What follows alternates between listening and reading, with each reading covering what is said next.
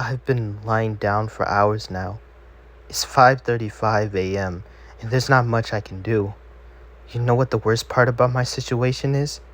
I'm in the same room as my parents. They keep looking at me, and I can't help but look back and try not to cry or scream.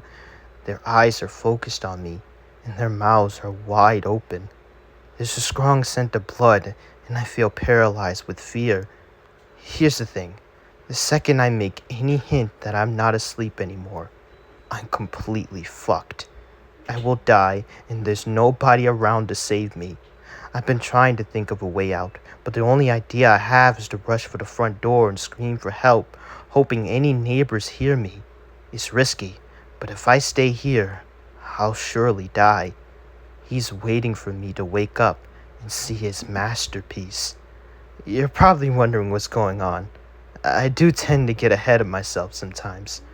About 3 hours ago, I heard screaming from the other side of the house.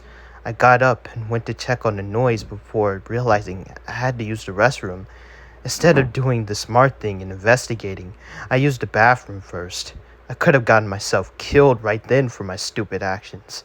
I did my business and took a peek outside the bathroom. There was blood on the carpet.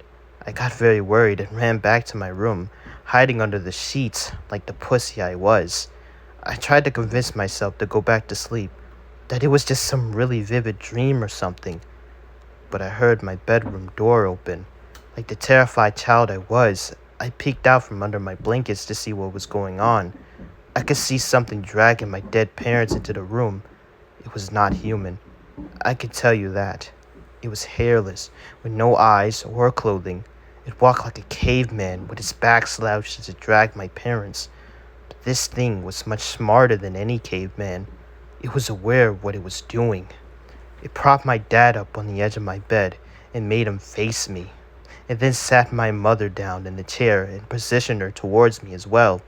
It then started rubbing its hands on the walls, staining them with blood, and then drew a circle with the devil's pentagram in it.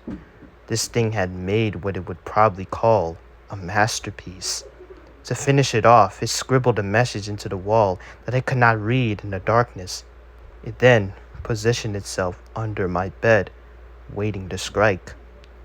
The scariest thing now is my eyes have adjusted to the darkness since then, and I can read the message on the wall. I don't want to look at it, because it's terrifying to think about, but I feel I need to see before I'm killed. I peek at the creature's masterpiece. I know you're awake.